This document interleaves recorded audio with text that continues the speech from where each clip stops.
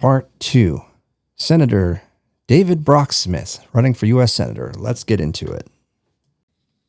All right, Josephine County Republican. I have with me Senator David Brock Smith, and thank you for coming on the show. I appreciate it. My pleasure, Jordan. It's a pleasure to be here. So where are you? Yeah, I am in our Senate District 1 Capitol office in the Oregon State Capitol. Okay, cool. I'm always, it's kind of my desk is kind of a mess, but I always have my American flag in the window that faces the street, and I have my light on it that is on a timer that shines up on it at night. Excellent. It's pretty cool, Yeah. especially from the street at night. And of course, I'm the Senate Republican deputy leader, and so my office is on the Senate Republicans are on the third floor, and my office is right next to the Senate Republican leader's office. Okay, cool. Yeah, I was actually over there Thursday, and I walked through that whole wing, and I saw your office, and I saw, Noah Robinson's office, and I didn't go into the actual office. It was just the front hallway. But yeah, I was there Thursday. It was my first time at the Capitol. You know what? What do you think? We'll give it a little tour. How's that? Sure, let's do it. Okay. Yeah. So you got, so there's, of course, the street. They're just finishing up the frontscape. We're finally almost through. We got Cool. some work there. My old restaurant. There was a thespian back in the day, and my restaurant, of course, supported the local theater. We got my oaths from the House and the Senate. Some awards. Ooh, you got the challenge coins. And the challenge coins for my time. My father, who was passed away in December of 24. He was just an amazing man. 27 years Navy, retired Lieutenant Commander Mustang. For those that don't know, Mustang is an individual who gets a presidential commission to become an officer. Okay, wow. And he went to night school for 8 years, and then and got 3 master's degrees, and just an amazing man. And then, of course, this was a gift from former State Representative Wayne Krieger. And then we got one of my favorite signs. What is it saying? I can't quite see it. As the Occupational Safety and Health Administration, or OSHA, has determined that the maximum safe load capacity on my butt is 2 persons at a time, unless I install handrails or safety straps. As you have arrived 6th in line to ride my butt today, please take a number and wait your turn. That's funny. And then we have, of course, our Constitution, Declaration of Independence. And then, so this was one of the first pieces of legislation that former Senate Republican leader Daniel Bonham passed, that I helped him pass it back in 2018. Wow. And it was the creation of Oregon's Good Neighbor Authority, so that we can have the opportunity for our Oregon Department of Forestry work with the U.S. Forest Service, so that we can do timber sales and get more logs on the ground and into our local mills. And we got that done. Back in the day up there, I met with former Gordon Smith back when I was a chamber president and city council president in his Senate office, back before he lost to Jeff Merkley. Huh. And then, of course, back in my old day, I looked a little younger when I was a county commissioner. And then the outer office here. That's what I saw. Yeah. I couldn't go back into your office, obviously, but that's what I was noticing out there. The lighthouses, and you had all sorts of cool trinkets everywhere. Yeah. We got, Senate District 1. It's rather large. Yeah. Yep. In Southwest Oregon. And we do have, so this is a lighthouse collection. Yeah, that's what I was seeing. Yeah, those are cool. Houses along the Oregon coast. Of course, Bandon Dunes is in my district.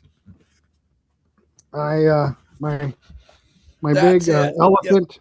That's it. I did see that. Now I recognize that. I was like, wait, what? I didn't remember the elephant, but now I remember seeing that. This was my visual aid when I was fighting cap and trade. So where's the signed Trump picture? Oh, I'll get there. I heard you And had then, that.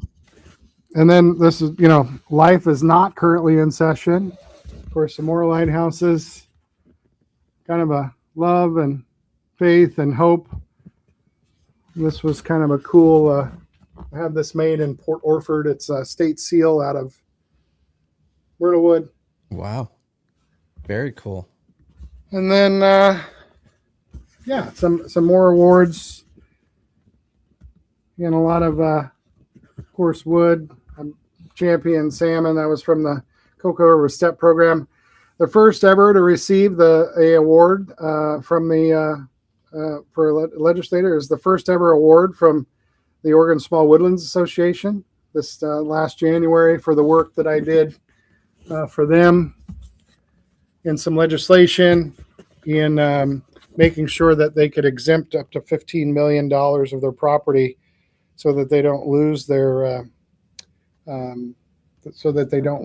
land Very to cool. taxes when people pass away. Yeah. And then, yep, big timber. And then, of course, there it is. Yay. Nice. That's cool.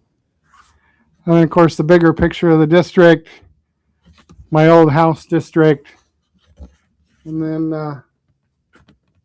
my Gold Beach Panthers, OSSA 2A state championships, my Pacific Pirates and 1A championships, and the jersey. And Very yeah, cool. so I mean, So I keep I try to make sure that we have things, I mean, my district, that's why I wear the pin. So it's Yeah, Southwest yeah. Oregon's Fish Farm Forestry District, Curry, Coos, Douglas counties. Sweet. Very cool. And So, yeah, it's what made you decide to get into being a public servant in the first place?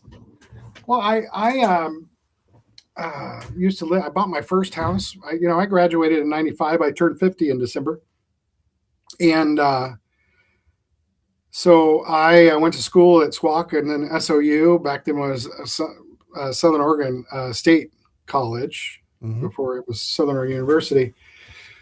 And then I started working in some of the best restaurants in the Rogue Valley. I used to work at Shoji's of Medford. These were back in the late, this is, late 90s, early 2000s. I worked at the Bell Union in Jacksonville, the Jacksonville Inn.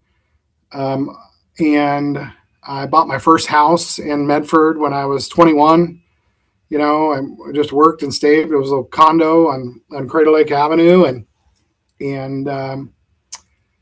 so when I had the opportunity, so my grandfather retired from the logging industry in 70.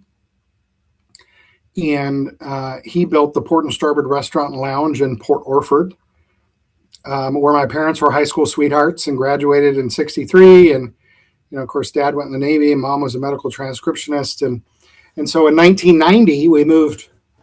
He was stationed in North Island in Coronado.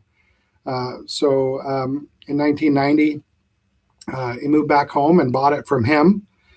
And then in 2002, I had the opportunity to come back home, take it over, and buy it from them.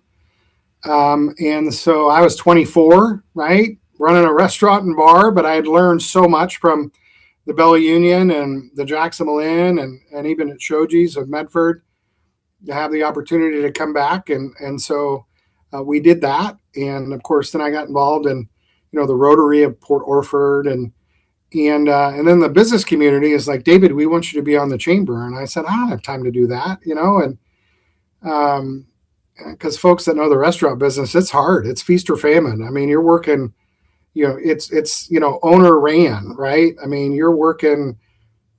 I work 7 days a week, most weeks, and 12 to 14, 16-hour days. It's feast or famine, And so then they wrote me in. So I go to the first board meeting when they're electing officers. I'm like, listen, I don't want to come to meetings. So you have to elect me to a board position, though I can affect change, right? And so then they elected me president, Wow. which was Nice. also the director of the chamber. Yeah. I'm like, all right, here we go. And so then the chamber did so for 8 consecutive years. Wow. Cool. And so I just wanted to help my community, right? Yeah. Port Orford is the small community at the north, incorporated community at the north end of Curry County. The population base is, down in Brookings Harbor. There's no direct I-5 access, right? I mean, people Hmm.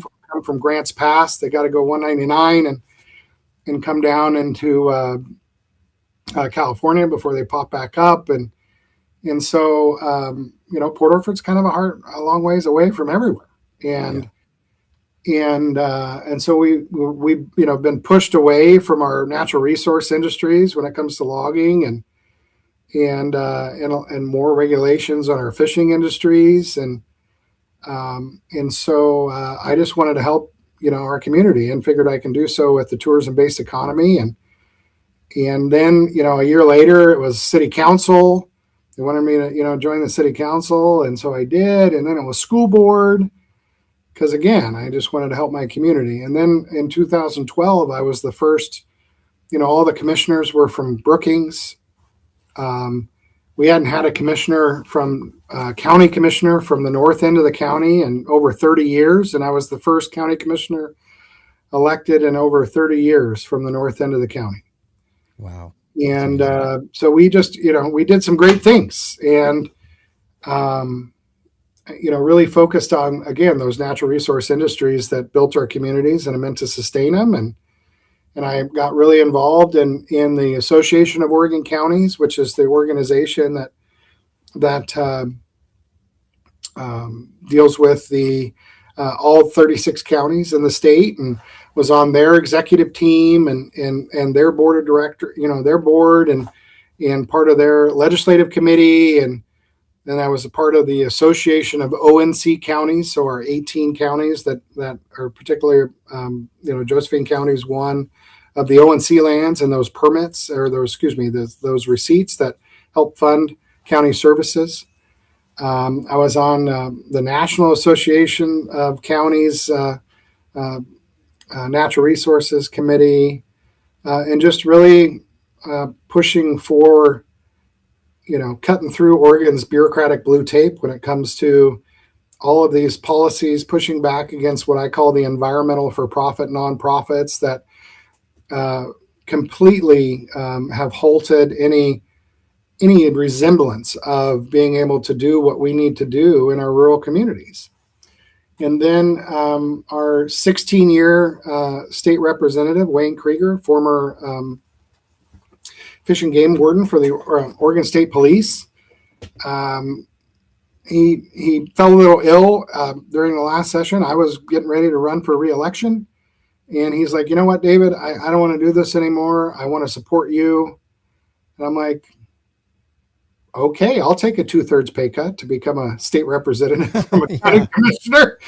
And all right, because again, I just wanted to help my community. So my community of Port Orford, then my community of Curry, school district, and then my community of Curry County, and then it was a community of House District 1. And in that time, before redistricting, I had quite a bit of Josephine County. Oh, cool. Over on the, not quite to Grants Pass, but a lot of it. And then with redistricting, it carved out and kept the Curry County line. And so I was in the House from 17 to January 23 when I moved to the Senate. Okay. And I've been in the state Senate ever since. I've served on a lot of committees over the years, but I currently serve as the vice chair of Energy and Environment. And my colleagues will tell you that I'm probably the most knowledgeable legislator in the state when it comes to those two issue sets. And I serve on the Veterans Emergency Preparedness and Federal World Affairs Committee. I serve on as the one Republican on the public safety, one Senate Republican on the Public Safety Subcommittee for Ways and Means. And I serve on the Legislative Policy and Research Committee. and I serve on Full Ways and Means, or Oregon's Budget Committee. Okay. And now you're And, running for U.S. Senator. and I'm running for United States Senate. Wow. It's time we retire Senator Jeff Merkley. Yeah. And we put a Smith, as Gordon Smith was there before, we put a Smith back in the United States Senate seat in Oregon. That's so cool. It's pretty exciting. I filed March 3rd. I've been thinking about it a long time. It's the culmination of my public service career that I've spent literally half my life. Some say it makes me a career politician. I say there's no school for that. What I say, it's I've had the opportunity to serve the residents and businesses in their communities in a number of different facets, and they have given me the opportunity and elected me for those positions in one way or another for the last nearly 25 years. So it's pretty exciting. The campaign's been going really well. It's of course been a lot of incredible positive feedback.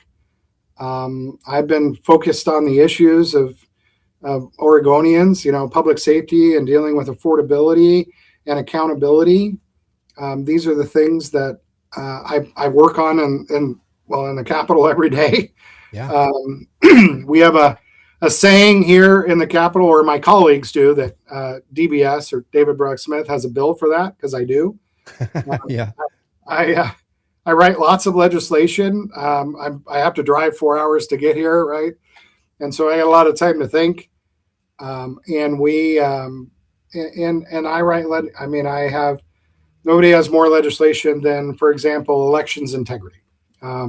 I had an omnibus bill on elections integrity last session that did a number, in the 25 session, that did a number of things, such as, no markings on the ballot or envelope that would designate what party or that you are affiliated to.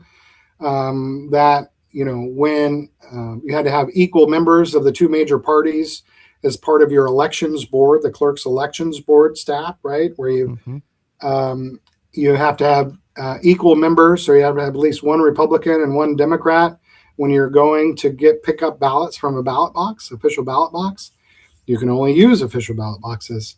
And then, of course, the main controversial legislation that in 25, that was a referral back to the voters to refer whether or not they want to keep vote by mail here in Oregon. And it literally, when we had that public hearing, it shut down the Oregon Legislative Information System because so many people came in to weigh in on that piece of legislation. It really ground the OLS, what we call OLS, to a halt. Yeah. Wow. Holy smokes. So, you've got a lot of passion up there fighting for that, but what about your personal passions? Do you have a life outside of this? Not really. I really do. I really love what I do for my district, and and I serve the people of Prairie Coast Douglas counties, but I work with Senator Robinson. We led the charge to repeal those damn wildfire maps from Senator Golden, right? Yep. We worked hand in hand. I'm the vice chair of, again, Senate Energy and Environment, and Senator Robinson is my other Republican colleague on that committee, and so we're pretty close when it comes to these issues, and we were successful in doing so in 2025 and leading that effort to repeal those darn wildfire maps, and getting the language that we needed to do so, because Golden was fighting us tooth and nail to the bitter end. I'm the co-chair of the Legislative Sportsmen's Caucus, so we're fighting IP 28 that's going to take away hunting and fishing and that one's and wild. farming, right? But again, Oregon is the experiment for folks that want to do this from across the country, because it's the same thing that happened with Measure 110, right? It's relatively inexpensive to get something on the ballot. relatively, I mean, you have more blue than red in the state. And so they try this experiment, right, in Oregon. And so, I mean, I live in a beautiful part of the state. I have the most beautiful district. I still count, I mean, I have the mouth of the Rogue. You guys have the Rogue in Grants Pass, and I love the Rogue Valley. And I still have, wonderful people and wonderful friends, and I love to come to the Rogue Valley and Grants Pass, and I really appreciate the Southwest Oregon is really what I call home, and we fight for every day. And Alex Carlatos is down there, kind of wrapped around Grants Pass a little bit, but we have Alex endorsement for my United States Senate run, which I'm grateful for, and I just really appreciate what I do. And so outside of this in my personal life, I go hunting and fishing when I can. I go walk on the beach. Beautiful. My mother is a widow now, and she still lives in the house that I grew up on the Elk River, and so I go up and spend time with her. But I, as the Senate Republican deputy leader, I'm pretty engaged, even when I'm not running for United States Senate. Yeah. Nice. And I do. DBS has a bill for that because I do. I'm the huge policy guy for our caucus, and for the House Republicans as well. I mean, when we're in session, Jordan, every weekend, I will come in here on Sunday, usually early afternoon, morning, afternoon, and I will go over every bill in every committee in both the House and the Senate for the coming week. And then I will build what I call a bills of concern list and bills to support in a Word document, and with the link to the bill and a description of what the bill does. And then I put that into a newsletter that then I turn around and I send to my Republican PCPs within my Senate district. And then I send to the Oregon Republican Party secretary, to which then she sends out to the each of the 36 county Republican central committees, which then we hope they send out to their precinct committee people so that they can testify against these darn bad bills. And so, and then when we're not in session, as the Senate Republican deputy leader, I'm helping other Republicans get elected. That's awesome. Yeah. I mean, that's what I do. And I need to come up and testify. I'm getting more and more involved. I was not involved before January of 25. So I'm relatively new to the political scene. But, the podcast, I'm the social media director for the Republican Party in Josephine County. And so the podcast was like, hey, I'm a nerd. I'm going to do this. So reaching out to folks like you, I think it gets a lot more attention when you actually have interviews like this with real people. Well, I love it now. I mean, there's one thing and there was nothing positive about COVID, let me tell you. I mean, that was such a damn fight up here. But the one thing that did come out of COVID is, and we did it the first time was when we were fighting cap and trade. So the remote meetings, right? Yep. But after COVID, we have the ability. So you don't even have to come to Salem now. Right. You can literally just sign up to testify in committee from right where you are right now. And anybody can do it. They can do it from their phone.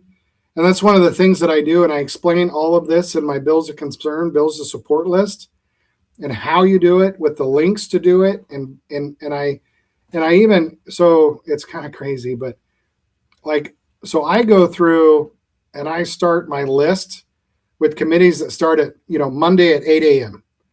Right. So that I can let you know when these committees are and what time of the day, so that if you work a 9 to 5, but you're passionate about this piece of legislation that's going to be in committee at, 2:30 on Thursday, right?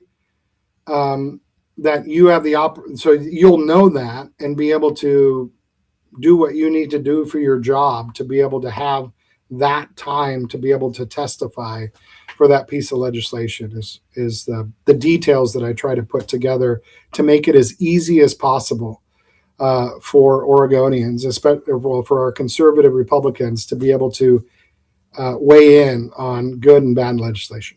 So what you've got this master plan coming up too. Tell me about that. I'm calling it the contract with Oregon, right? Okay. And so for the folks in Grants Pass, I mean, just a little history. So I helped get Republicans elected. When I came in the legislature in 2017, we have what's called the Legislative Coastal Caucus, which is a caucus of 7 legislators that make up the coastal districts, right? Mm-hmm. So senators and House members. When I came in, there was 2 Republicans and 5 Democrats, and it was Senator Cruz and myself. Oh. By 2023, we had 6 Republicans and 1 Democrat. Oh wow, you swapped it around.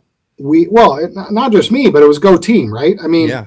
And we can do this statewide. So my plan with the contract with Oregon, and I've talked to my colleagues that are running for governor. I've talked to my colleagues that are state senators and state representatives, and I've talked to a few of our leaders within our community, like yourself, about this. And so imagine, we have stakeholder engagement. Because Republicans have solutions to bring affordability to our constituents and residents in their communities, to cut through the bureaucratic blue tape that is Oregon, because we don't have red tape in Oregon. We have blue tape. It's all blue. Exactly. And we have public safety needs that are across the state. I mean, our state police, for example, are half the number, but yet we've doubled the population, right?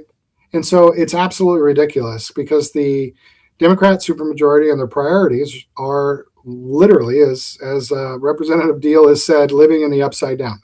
I mean, yeah, it is. And so we're going to bring the contract with Oregon to the residents of Oregon by starting in our communities, such as Grants Pass.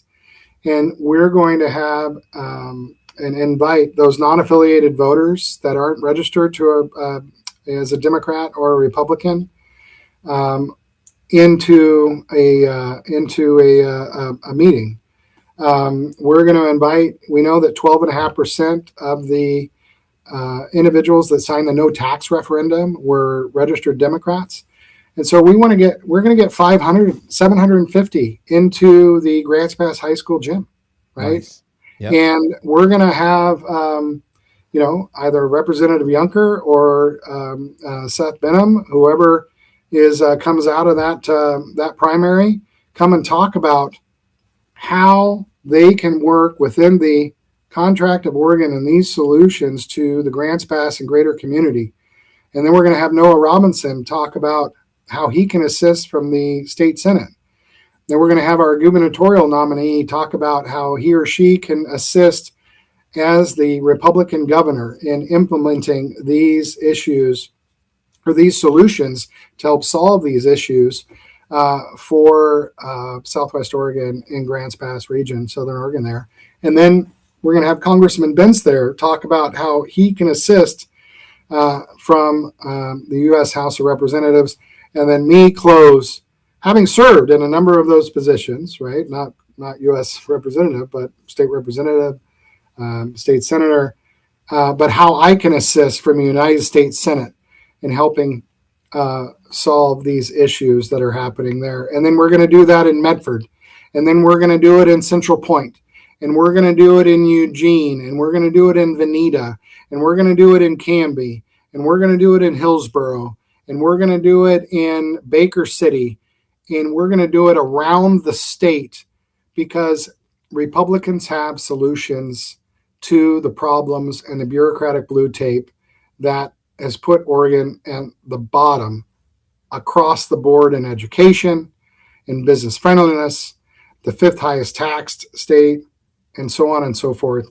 And so we will bring the accountability, we will bring the solutions for education, public safety, and working with our communities, and be able to gear our contract with Oregon for solutions within the individual communities that we're there discussing with those state representatives that represent those districts and that community and that state senator, and so on and so forth. And so I'm pretty excited about this plan. It's never been done before, but people are on board. Just got to get through Tuesday to make it happen. That's an easy one to get on board with, I'll say. Right? So yeah. If we do this, Jordan, we will win. That is great. And we will not only will I beat Jeff Merkley, who's, you just saw the Oregonian article where the Oregonian did their own polling within Portland, and Tina, Governor Kotek, has a 59% disapproval rating. Excuse me. Yeah, that's right. In Portland, the bastion of liberalism that is Portland. That's right. And so we have the solutions and can provide hope to Oregonians that are struggling, and it's beyond a message that the Democrats just continue to regurgitate, which is Orange Man bad, President Trump bad. Yep. President Trump's been there 17 months. He did not create these problems. No. One of the reasons why I decided to run for United States Senate is because our 2 U.S. senators just blame President Trump for everything. That's right, they do. And Senator Merkley's been in that darn chair for 18 years. And everywhere I go along the state, I'm like, can you remind me what Senator Merkley's done for Oregon?